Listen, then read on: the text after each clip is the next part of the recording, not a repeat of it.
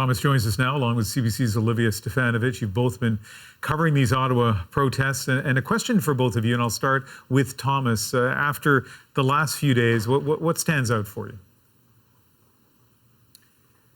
What stands out is how protesters, even tonight, have no fear of reprisal for taking over downtown Ottawa for more than 3 weeks. We still see them walking through the streets of Ottawa, trying to find a spot to stop and confront police or get closer to the parliamentary precinct. We see them in hotel lobbies here downtown, milling around, no masks on, in the elevators, in the lobby, despite the fact that the provincial mask mandate here in Ontario is still very much in effect.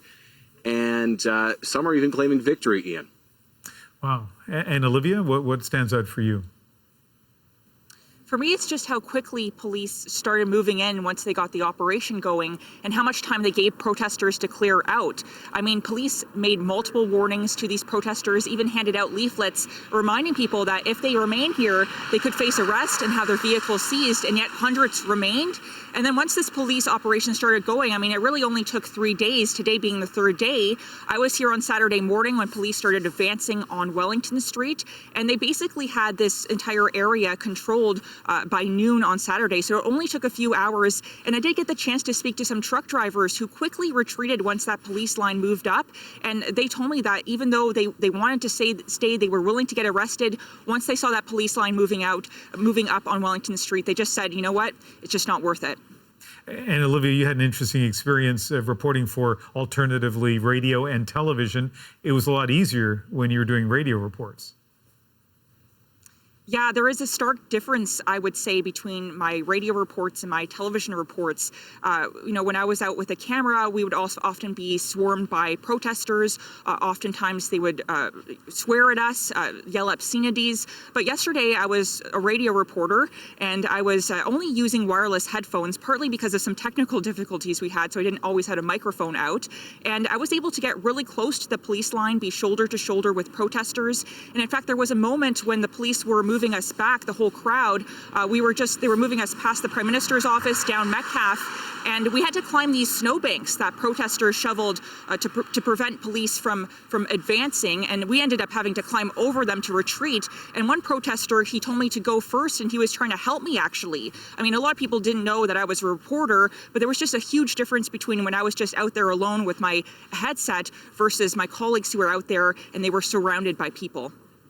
Thomas, I'm really curious about this. Based on what you heard people say, the people that you've spoken to, what do you think is coming next year?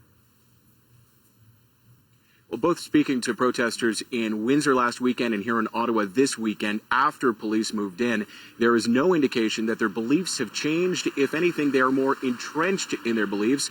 They live in a feedback loop where they get their information from self-styled news websites that feed off of their insecurities and their anger. And if anything, Ian, all these protesters who are here in Ottawa and those in Windsor are more angry than they were before at all levels of government, and they are convinced that those who believe in the science, believe in the facts, are going to be proven wrong. And Olivia, we only have about 30 seconds left, but you're a parliamentary bureau. This is all potentially going to have an impact on the politics of Ottawa as well. Mm-hmm. Well, this is going to be one of the legacies of this protest. You know, we saw the ousting of Aaron O'Toole, the former Conservative leader, and we saw the introduction of Candice Bergen as interim Conservative leader. Now, she met with the truckers, she showed her support for them, but she eventually pulled back a little and said, you know what, it's time for you guys to leave. It's time for this illegal blockade to end. There is a stark difference between how the left-leaning parties and the right-leaning parties responded to this. I mean, we even saw this with the emergencies debate, right, with the Emergencies Act, with the Liberals and NDP supporting that act, and the Conservatives did not. And, you know, I think the big question going forward is what is the long-term impact, and do these people who support this movement, will they create a larger constituency that will have a bigger impact at the ballot box? All right, well, for now, I can see the streets behind you, empty and quiet, and that sure is different from a few days ago. Thanks to both of you. Good night.